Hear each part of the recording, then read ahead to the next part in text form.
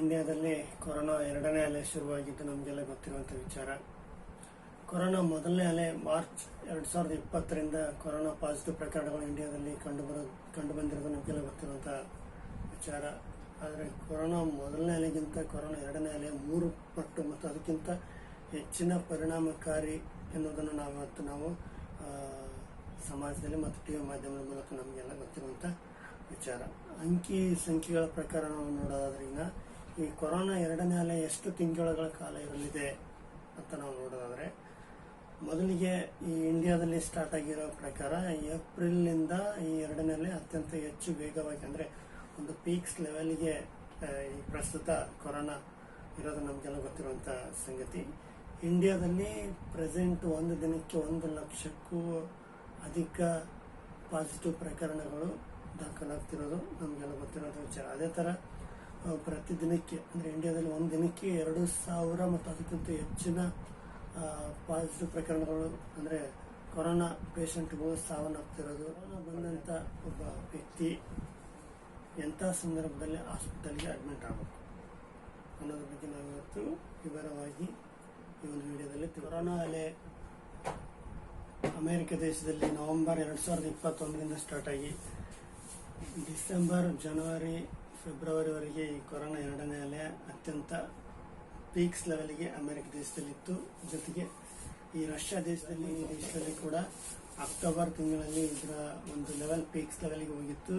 October, November, December, ಜನವರಿವರೆಗೂ, ಅಂದರೆ total 4 ತಿಂಗಳುಗಳವರೆಗೆ America ದೇಶದಲ್ಲಿ ಕೂಡ 4 ತಿಂಗಳವರೆಗೆ ಈ ಕೊರೋನಾ ಎರಡನೇ ಅಲೆ ಬಹಳಷ್ಟು ಅತ್ಯಂತ ಹೆಚ್ಚು ತೀವ್ರಗತಿಯಲ್ಲಿ ತನ್ನ ಪರಿಣಾಮವನ್ನು ತೋರಿಸಿದೆ. ಜೊತೆಗೆ ಇಂಡಿಯಾದಲ್ಲಿ ಕೂಡ ಇದು ಒಂದು ಸುಮಾರು 4 ತಿಂಗಳು 5 ತಿಂಗಳವರೆಗೆ ಇರಬಹುದಾದ ಚಾನ್ಸಸ್ ಐತಿ.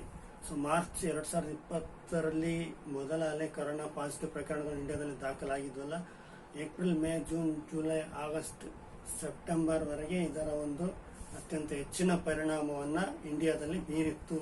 ಅದಾದ ನಂತರ ಅಕ್ಟೋಬರ್ ತಿಂಗಳಲ್ಲಿ ಇದರ ಒಂದು ಪ್ರಮಾಣ, ಅಂದರೆ ಪಾಸಿಟಿವ್ ಪ್ರಕರಣಗಳ ಸಂಖ್ಯೆ ಇಳಿಕೆ ಆಗುತ್ತಾ ಬಂದಿದ್ದು ನಾವು ನೋಡ್ತಾ ಇದ್ದೀವಿ. ಸೊ ಈಗ ಪ್ರಸ್ತುತ ಎರಡನೇ ಅಲೆ ಅತ್ಯಂತ ಡೇಂಜರ್ ಅಂತ ಕರಿತಿದ್ದಾರೆ. ಜೊತೆಗೆ ಇದು ಮೊದಲನೇ ಅಲೆಗಿಂತ 3 ಪಟ್ಟು ಮತ್ತು ಅದಕ್ಕಿಂತ ಹೆಚ್ಚು ಪರಿಣಾಮಕಾರಿಯಾಗಿ ಜನರ ಮೇಲೆ ಇದರ ಪ್ರಭಾವವನ್ನು. ಈ ಕೊರೋನಾ ರೋಗದ ಲಕ್ಷಣಗಳೇನಪ್ಪ ಅಂತಂದ್ರೆ ಜ್ವರ, ಕೆಮ್ಮು, ನೆಗಡಿ ಮತ್ತು ಮೈಕೈ ನೋವು. ಸೊ ಇದು ಸಾಮಾನ್ಯವಾಗಿ ಕಂಡು ಬರುವಂಥ ಲಕ್ಷಣಗಳು. ಹಾಗೆ ಈ ಕೊರೋನಾ ಪೇಷಂಟ್ಗಳು ಅತ್ಯಂತ ತೀವ್ರಗತಿಯಾಗಿ ಜಾಸ್ತಿ ಆದರೆ, ಅಂದರೆ ಕೊರೋನಾ ಜಾಸ್ತಿ ಆದ ನಂತರ ಕಾಣಿಸ್ಕೊಳ್ಳೋ ಲಕ್ಷಣಗಳೇನಂತಂದರೆ ಎದೆ ನೋವು, ಅಂದರೆ ಚೆಸ್ಟ್ ಪೇನ್ ಮತ್ತು ಉಸಿರಾಟದ ತೊಂದರೆ ಜಾಸ್ತಿ ಆಗುತ್ತೆ.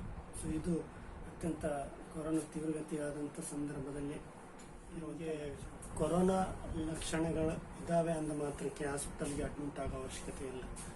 ಸೊ ಈ ಕೊರೋನಾ ರೀತಿಯ ಲಕ್ಷಣಗಳು ಕಂಡು ಬಂದಾಗ ಹತ್ತಿರದಲ್ಲಿರುವಂಥ ಮೆಡಿಕಲ್ ಸ್ಟೋರಲ್ಲಿ ಆಕ್ಸಿಮೀಟರ್, ಪಲ್ಸ್ ಆಕ್ಸಿಮೀಟರ್ ಎನ್ನುವಂಥ ಒಂದು ಮಷಿನ್, ಮತ್ತು ಅದರ ಒಂದು ದರ 500ರಿಂದ 2,000 ರೂಪಾಯಿವರೆಗೆ. ಸೊ ಈ ಪಲ್ಸ್ ಆಕ್ಸಿಮೀಟರ್ ಅನ್ನುವಂಥ ಒಂದು ಮಷಿನ್ನಿಂದ ನಿಮ್ಮ ದೇಹದಲ್ಲಿರುವಂಥ ಆಕ್ಸಿಜನ್ ಪ್ರಮಾಣವನ್ನು ನೀವು ಕಂಡುಹಿಡಿಯಬಹುದು. ಸೊ ಮನೆಯಲ್ಲೇ ಕುಂತ್ಕೊಂಡು. ಸೊ ಅದೇ ಯಾವ ರೀತಿಯಪ್ಪ ಅಂತಂದ್ರೆ, ಸೊ ಈ ಪಲ್ಸ್ ಆಕ್ಸಿಮೀಟರ್ನಿಂದ ನಿಮ್ಮ ದೇಹದಲ್ಲಿ ಆಕ್ಸಿಜನ್ ಪ್ರಮಾಣ, ಅಂದರೆ ಅದು ರೀಡಿಂಗ್ ತೋರಿಸುತ್ತೆ. 95%ಗಿಂತ ಹೆಚ್ಚಿನ ರೀಡಿಂಗ್ ತೋರಿಸಿದ್ರೆ ನೀವು ನಾರ್ಮಲ್ ಸ್ಟೇಜಲ್ಲಿದ್ದೀರಿ ಅಂತ ಅರ್ಥ.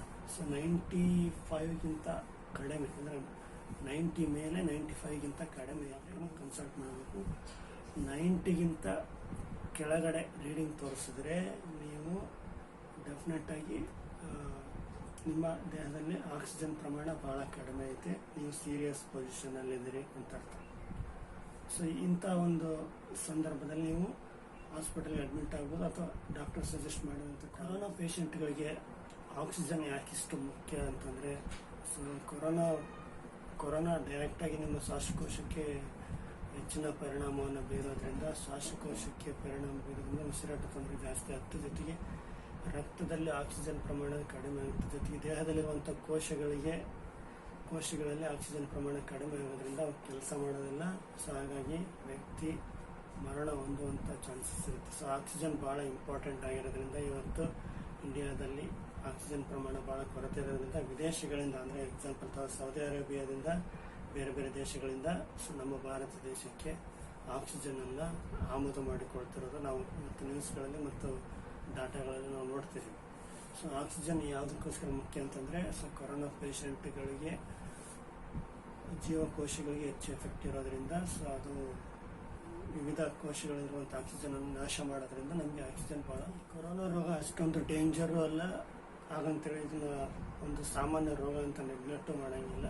ಸೊ ಆದಷ್ಟು ಎಲ್ಲರೂ ಮಾಸ್ಕನ್ನು ಧರಿಸಬೇಕು, ಜೊತೆಗೆ ಪ್ರತಿ ಸಲ ಕೈಗಳನ್ನು ಸ್ಯಾನಿಟೈಸ್ ಮಾಡ್ತಾ ಇರಬೇಕು, ಜೊತೆಗೆ ಆದಷ್ಟು ಮನೆಯಲ್ಲೇ ಇರಬೇಕು. ಸೊ ಇರೋದ್ರಿಂದ ಇದನ್ನು ತಡೆಯಬೇಕು. ಅಂದರೆ ಕೊರೋನಾ ಬಂದಮೇಲೆ ಅದನ್ನು ಎದುರಿಸೋದಕ್ಕಿಂತ ಕೊರೋನಾ ಬರೋದಕ್ಕಿಂತ ಮುಂಚಿತವಾಗಿ ಜಾಗ್ರತೆ ತೆಗೆದುಕೊಳ್ಳೋದು ಭಾಳ ಇಂಪಾರ್ಟೆಂಟ್. ಸೊ ಹಾಗಾಗಿ ಕೊರೋನಾ ಬಂದ ನಂತರ, ಅಂದರೆ ಕೊರೋನಾ ಈ ಪ್ರಸ್ತುತ 2ನೇ ಇರೋದ್ರಿಂದ ಲಾಕ್ಡೌನ್ ಸಮಯವನ್ನು ಯಾವ ರೀತಿ ಸದುಪಯೋಗ ಪಡಿಸಿಕೊಳ್ಬೇಕಂತಂದರೆ, ಸೊ ಈ ಲಾಕ್ಡೌನ್ನಿಂದ ಜನರಿಗೆ ಬಹಳಷ್ಟು ನಷ್ಟನೇ ಜಾಸ್ತಿ. ಸೊ ಈ ನಷ್ಟದ ಸಮಯವನ್ನು ಯಾವ ರೀತಿ ನಾವು ಲಾಭವನ್ನಾಗಿಸೋದು ಅಂತ ನಾವು ಯೋಚನೆ ಮಾಡಿ ನೋಡೋದಾದರೆ, ಸಾಮಾನ್ಯವಾಗಿ ವಿದ್ಯಾರ್ಥಿಗಳಿಗೆ ಭಾಳಷ್ಟು ಇದು ಅನುಕೂಲವಾದಂಥ ಸಮಯ. ಅಂದರೆ SLC ಅಥವಾ SLCಗಿಂತ ಒಳಗಿರುವಂಥ ಮಕ್ಕಳು ಸಾಮಾನ್ಯವಾಗಿ ಇಂಗ್ಲೀಷ್ನ ನಾಲೆಡ್ಜನ್ನು ಕೊಡ್ತಾ ಇರೋದ್ರಿಂದ ಅವರು ಸ್ಪೋಕನ್ ಇಂಗ್ಲೀಷು, ಗ್ರಾಮರ್ ಬಗ್ಗೆ ಹೆಚ್ಚಿನ ಆಸಕ್ತಿಯನ್ನು ಕೊಟ್ಟು ಇವುಗಳ ತರಗತಿಯನ್ನು ಮನೆಯಲ್ಲೇ ಕುಂತ್ಕೊಂಡು ಕಲಿಬಹುದು. ಜೊತೆಗೆ ಈ PUC ಅಂದರೆ first year second year PUC ಇರುವಂಥ ಸ್ಟೂಡೆಂಟ್ಸು ಸೊ ಆದಷ್ಟು basic computer, Tally, computer knowledge, Photoshop ಈ ಥರದಂಥ ಒಂದು ಎಜುಕೇಷನನ್ನು ಮನೆಯಲ್ಲೇ ಕೂತ್ಕೊಂಡು ಸೊ ವಿವಿಧ ಯೂಟ್ಯೂಬ್ ಚಾನಲ್ಗಳ ಮುಖಾಂತರ ಕಲಿಯಬಹುದು. ಸೊ ಸಾಮಾನ್ಯವಾಗಿ ಡಿಗ್ರಿ ಸ್ಟೂಡೆಂಟ್ಸ್ ಮತ್ತು ಡಿಗ್ರಿಗಿಂತ ಅಂದರೆ PG B.Ed ವಿದ್ಯಾರ್ಥಿಗಳಾದಂಥ ಸ್ಟೂಡೆಂಟ್ಸು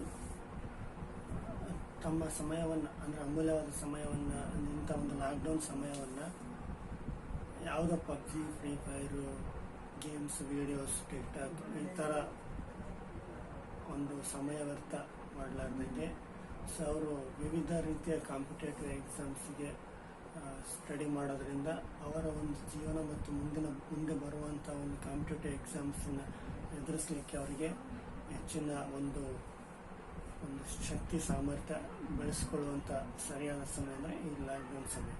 ಸೊ ಇನ್ನುಳಿದಂತೆ ಸಾಮಾನ್ಯವಾಗಿ ಅಂದರೆ ಉದ್ಯೋಗ ಮಾಡುತ್ತಿರುವವರಿಗೆ, ಅಂದರೆ ಅವರು ದಿನನಿತ್ಯ ಉದ್ಯೋಗ ಮಾಡ್ತಿರೋರಿಗೆ ಈ ಪ್ರಸ್ತುತ ಲಾಕ್ಡೌನ್ ಸಂದರ್ಭದಲ್ಲಿ ಅವ್ರೇನು ಮಾಡಬಹುದು ಅಂತಂದರೆ, ಸ್ಟಾಕ್ ಮಾರ್ಕೆಟ್ ಅಂದರೆ ಇನ್ನೊಂದು ಅರ್ಥದಲ್ಲಿ ಶೇರ್ ಮಾರ್ಕೆಟ್ ಇರುತ್ತಲ್ಲ, ಶೇರ್ ಮಾರ್ಕೆಟ್ ಬಗ್ಗೆ ಹೆಚ್ಚಿನ ಜ್ಞಾನವನ್ನು ಸಂಪಾದಿಸೋದಕ್ಕೆ ಈ ಲಾಕ್ಡೌನ್ ಒಂದು ಸೂಕ್ತವಾದ ಅಂಥ ಸಮಯ. ಈ ಶೇರ್ ಮಾರ್ಕೆಟ್ ಬಗ್ಗೆ ಯಾಕೆ ತಿಳ್ಕೊಬೇಕಂತಂದರೆ, ಸೊ ಇದು ಶೇರ್ ಮಾರ್ಕೆಟ್ ಬಗ್ಗೆ ನಾಲೆಡ್ಜ್ ಹೊಂದಿದ್ರೆ ಸೊ ತಮ್ಮಲ್ಲಿರುವಂಥ ಕನಿಷ್ಠ ಮೊತ್ತವನ್ನು ಶೇರ್ ಮಾರ್ಕೆಟಲ್ಲಿ ಹೂಡಿಕೆ ಮಾಡೋದ್ರಿಂದ ಅದರಲ್ಲಿ ಕೊಂಡುಕೊಳ್ಳುವಿಕೆ ಮತ್ತು ಮಾರುವಿಕೆ ಎರಡನ್ನೂ ತಮಗೆ ಒಂದು ಜ್ಞಾನವನ್ನು ಪಡೆದುಕೊಳ್ಳಲಿಕ್ಕೆ ಈ ಒಂದು ಲಾಕ್ಡೌನ್ ಸಮಯವನ್ನು ಉಪಯೋಗ ಮಾಡಿಕೊಳ್ಳಬಹುದು. ಸೊ ಈ ಶೇರ್ ಮಾರ್ಕೆಟ್ ಬಗ್ಗೆ ಆಸಕ್ತಿ ಇರೋರು ಡಿಮ್ಯಾಟ್ ಅಕೌಂಟನ್ನು ಮೊದಲು ಹೊಂದಿರಬೇಕು. ಡಿಮ್ಯಾಟ್ ಅಕೌಂಟ್ ಹೊಂದಿದ ನಂತರ ಶೇರ್ಗಳನ್ನು ಕೊಂಡುಕೊಳ್ಬೋದು. ಸೊ ಇದೊಂದು ಕೂಡ ಒಂದು ಅಂದರೆ ಈ ಒಂದು ಲಾಕ್ಡೌನ್ ಸಮಯವನ್ನು ಈ ರೀತಿ ಕೂಡ ಉಪಯೋಗ ಮಾಡಿಕೊಳ್ಳಬಹುದು. ಶೇರ್ ಮಾರ್ಕೆಟ್ ಒಂದೇ ಅಲ್ಲ, ಸೊ ಮನೇಲಿ ಕುಂತ್ಕೊಂಡು ವರ್ಕ್ ಫ್ರಮ್ ಹೋಮ್ ಈ ರೀತಿಯ ಒಂದು ಕೆಲಸವನ್ನು ಮಾಡ್ತಾ ಸೊ ಈ ಲಾಕ್ಡೌನ್ ಸಮಯವನ್ನು ಅತ್ಯಂತ ಹೆಚ್ಚಿನ ಯೂಸ್ಫುಲ್ಲಾಗಿ ಉಪಯೋಗ ಮಾಡಿಕೊಳ್ಳಬಹುದು.